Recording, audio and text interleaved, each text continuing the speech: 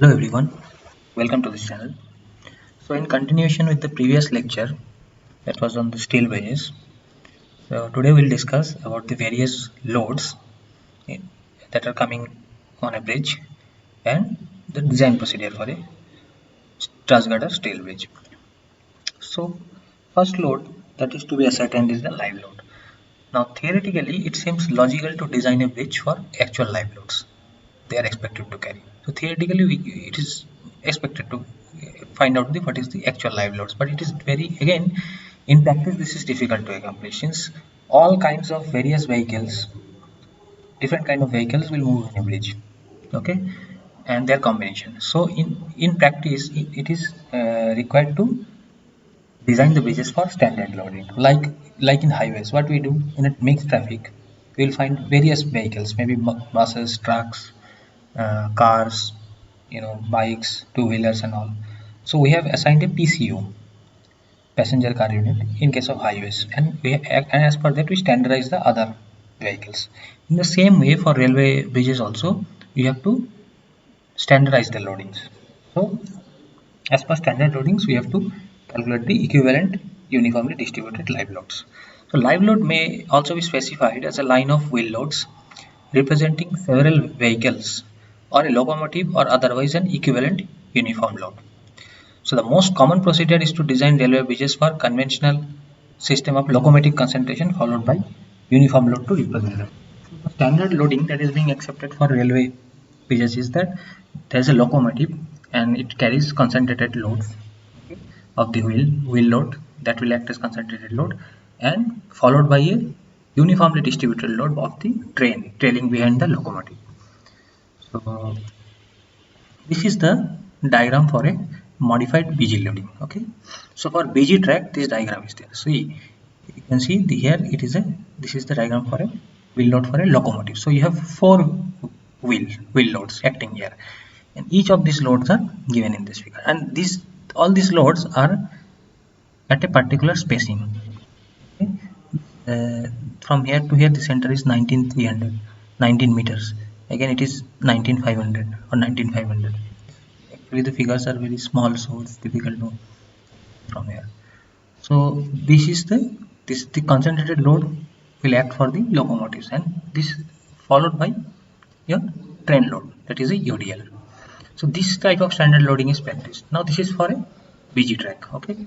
Now along with this loading, this is for the this loading is calculated for the equivalent UDL for bending moment and shear force. And along with this, we'll also, from this chart we can also calculate what is the tractive force, what is the longitudinal force, the braking force, and what are the seismic forces and other forces that is on the track. So this is for only one track. Okay, this is the loading diagram. This is standard loading diagram of a locomotive and with train. Okay, traveling on a BG track. Now. For this broad gauge line, whose width is 1676 millimeter, the modified BG loading of 1987 is adopted. This is with a maximum axle load of 245.2 kN for the locomotive and a train load of 80.9 kN per meter on both sides of the locomotive. So this diagram is only on the one side. We'll have the similar diagram on the other side of the axle wheel. Okay, so axle wheel load is for the locomotive is 245.2 kN. Okay, so here it's a table. So from this table, if you want to calculate for the bending moment, we can take, suppose depending on the span, suppose we are taking a span of, say, let us for example, we can take a span of 8 meters. So for this, if you are finding the bending moment, the EUDL, equivalent uniformly distributed live load, will be 981 kN. So this is the load that we have to take for designing the bending moment of the beam. For shearing force, same for the same span, it is 1164. So these values are given in tons and in kilonewton. Okay, and so this is for live load, and this table, this indicates the impact factor. So there is also impact loading. Okay, so when live load and dead load, along with that some vibration loads are also occurring, that is due to serious and repetitive impacting load of the wheel that acts on the track. So you have to calculate a certain impact factor. Okay, that impact factor is calculated using this formula. CDA is equal to 0.15 plus 8 by 6 plus L, where L is the length of the loaded band, and this is different for different conditions. The value of L will be different. So first what we do is we calculate the impact factors. If the impact factor is coming out to be say 0.15, 0.2, 0.25, whatever, then that percentage of the EUDL you have to take as the impact load. Okay, and this impact factor is calculated from this formula of CDA. CDA is coefficient of dynamic augment. Okay, so this is how they are calculated. So account for the impact, the stresses due to live loads considered as static loads are increased by an arbitrary factor, and this arbitrary factor is known as the impact coefficient or the coefficient of dynamic augment, CDA. So it depends on several factors like type of loading, speed of the locomotive, loaded span length, type of structure, type of material, etc. So for BG and MG you have formula, this formula calculated, okay, for CDA. L will be different as per different loaded length. The loaded length of the span L is given by, first formula is the loaded length of the span in meters per position of the train, giving the maximum stress in the member under configuration. Second is 1.5 times the cross girder spacing in case of stringers, and 2.5 times the cross girder spacing in case of cross girders. So like this is for single track spans. Likewise for multiple track spans we will have different formulas for L. So this is how the UDL is calculated and the impact loading is found out. So next load is the dead load. So this dead load, what is the dead load? This will comprise of the weight of the floor system, okay, and weight of the main structure itself. The main structure comprises of the truss girder. On both sides of the deck you will have two truss girders. So what is the weight of each of the truss girder? That comprises of the tension members and the compression members. There you have the vertical member, the diagonal members, the upper cord, the bottom cord, and the bracing. Weight of the floor system. So this weight of this floor system, this will comprise of the dead load, that is of the track, weight of the track, weight of the fasteners, weight of sleepers and ballast, and this weight, total load is coming onto the stringer beams, and from the stringer beams this load is transferred to the cross beams. So the weight of these floor system will comprise of the weight of the track, the weight of the sleepers, the fasteners, okay, and your weight of stringer beam and weight of cross beam. So this comprises the total dead load that is coming on the floor system. For the main structure you can find what is the dead load of the truss girder.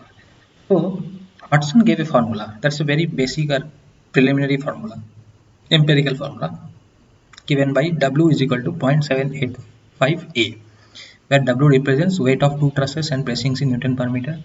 A is the net area of the largest tension cord in millimeters square. So when roughly you can use this formula when there is no other data is available for you, so you can use this formula to find what is the dead load that is coming. So in lump sum, in a very approximate and vague manner, you can calculate what is the dead load. Another formula is given from Wedel's chart, and this is for a single track. This dead load W, small w, is given by KL square root of A, where W is the weight of two girders with bracing system, K is constant, some constant value, L is the effective length of the span, and W is the heaviest axial load of the engine. Okay. So this will comprise the dead load.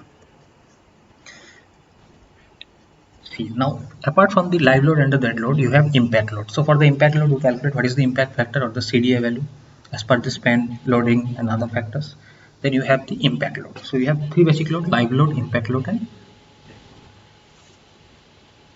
in addition to this, so you have other loads, that is wind load. Wind load, what is the wind load acting in that area? So this will depend on the position and location of the bridge or the structure. So what is the wind forces that is coming on the bracing, on the bridge structure itself, that you have to calculate.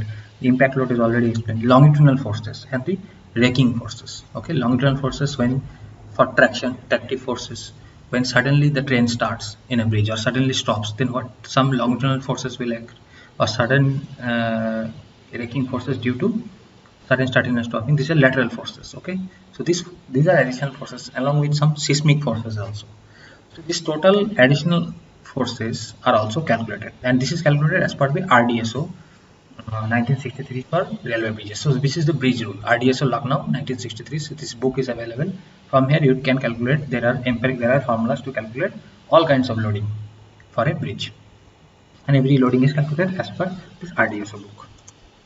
So design procedure. Now, after knowing all the loads, how to design the bridge. The first thing that we do is we find what is the type of the truss and the span of the bridge. Like what is it a Pratt truss or a Hoare truss, okay, or Warren truss, which or a through girder or a deck girder, that you have to design. That you have to decide first, and then we decide what is the span required. The span will be the center to center distance from the abutment distance.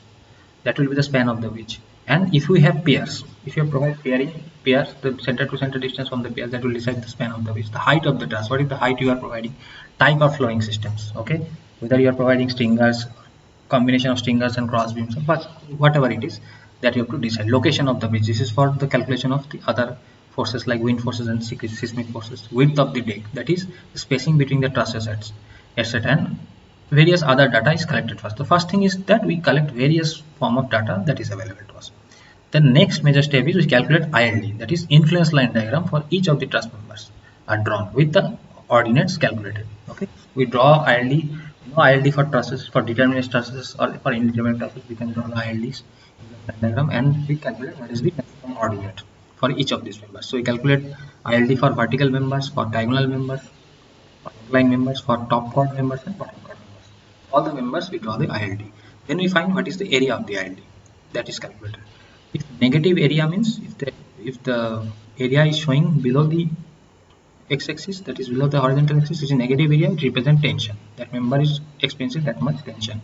And positive area, it represents compression. The next step is we calculate the EUDL live load that we find out from the standard loading chart. And the dead load is also calculated. From the standard loading chart that is given, we find what is the dead load and the live load, EUDL live load. Now the total design forces including the live load and dead load is found by multiplying the EUDL live load and dead load with the respective ILD areas. So after finding these ILD areas, we find what is the EUDL live load and dead load, and then we multiply this with the area. Then we get the total EUDL, total live load and dead load that are coming on the each members. In addition to that, then we also find what is this wind and seismic and other forces, okay, but longitudinal forces, traction forces, that everything is find out as per the RDS. And again what we do is we multiply it with the area of the ILD, and then we find what is the design force. Now the members are then this as per the bridge rule, and then this is added to obtain the total design forces in each members. So what we do is we find what is the design loads, all the loads, and then multiply all the loads with their respective ILDs, and we obtain the design forces. Add it and find the final design force for each of these members.